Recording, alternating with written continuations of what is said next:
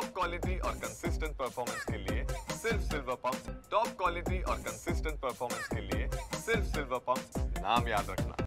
संतोष देशमुख यांची हत्या करण्यात आली होती। त्या हत्या करण्याप्रकरणामधले पाहिले तर आरोपी सध्या बीडच्या कारागृहामध्ये आहेत। त्यांना VIP स्टेटमेंट दिली जाते असे आरोप देखील या करण्यात आलेले आहेत। ज्यांनी आरोप केलेले दादासाहेब खेंडकर आहेत माझ्यासोबत आहेत। दादा काय सांगाल तुम्ही? एक आरोप गंभीर आरोप केला आहे जेल प्रशासनावर की त्या ठिकाणी जे आरोपी आहेत त्यांना VIP स्टेटमेंट दिली जाते, काय सांगाल?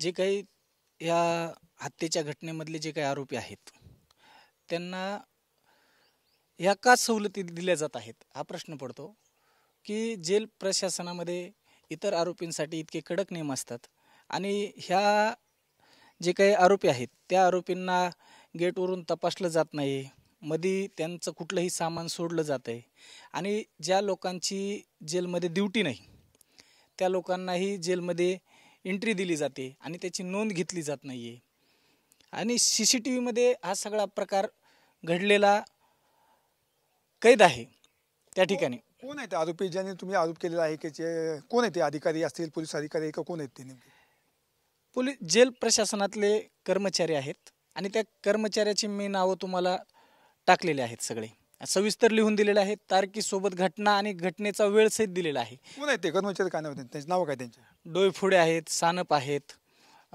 अजून एक 2-3 कर्मचारी अजून आहेत त्यात। या संदर्भात पाहिलं तर आपल्याकडे ह्याच्या संदर्भात काही CCTV फुटेज आहे का? काही व्हिडिओ आहेत का? काही किंवा काही आहे का पुरावे? तुम्ही इतका मोठा जे आरोप करता जेल प्रशासनावर, आपल्याकडे काय याचे पुरावे काही आहेत का?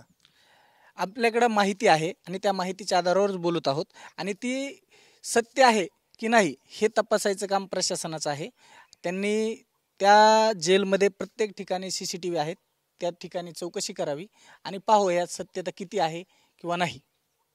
या संदर्भात आपण जेल अधिकाऱ्यांचे पत्र किंवा मुख्यमंत्र्यांच्या संदर्भात काही तक्रारी करणार का? हां, नक्कीच आम्ही तक्रारी करणार आहोत, पण मला असं वाटतं की तक्रारी करायची वेळ आमच्यावर काय येते? प्रशासनातले जे लोक आहेत त्याच्यावर शासनाने कारवाई केली पाहिजे। आमच्या प्रत्येक गोष्टीवरच आम्ही तक्रार करायची आणि त्यानंतर कारवाई होणार का? आम्ही प्रत्येक गोष्टीला का तक्रारी करायची? त्यांचं काही कर्तव्य आहे की नाही? जर तक्रारी केल्या तरच त्यांच्यावर कारवाई होणार, तसं व्हायला नाही पाहिजे। त्यांनी स्वतः सरकारने ह्यावर कारवाई करायला पाहिजे। या संदर्भात काही पुरावे लागतील ना आपल्याकडं? एखादी तक्रार करायचं असेल किंवा काही मांडायचं असेल काही तक्रार लागेल ना आपल्याकडे? तसं काही आपल्याकडे तक्रार आहे का म्हणतो मी? आम्ही तक्रार करणार आहोत, माहितीच्या अधिकाराखाली तिथले CCTV मागवणार आहोत आणि आम्ही रितसर धनंजय देशमुख हे माझे साडूभाऊ आहेत, आम्ही त्यांच्यासोबत चर्चा करणार आहोत आज दुपारी आणि त्यानंतर आम्ही ठरवणार आहोत आणि तक्रार तर आम्ही करणारच आहोत। मुख्यमंत्र्याकडे करणार आहोत, जेल प्रशासनाकडे करणार आहोत।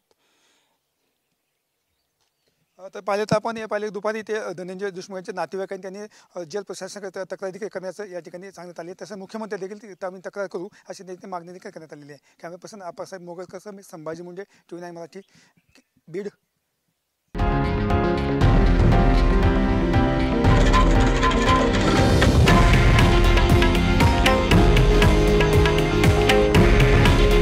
हे आहे देशातील नंबर 1 न्यूज नेटवर्क आणि आपण पाहत आहात TV9 मराठी। काळजी तुमची, हित महाराष्ट्राचं।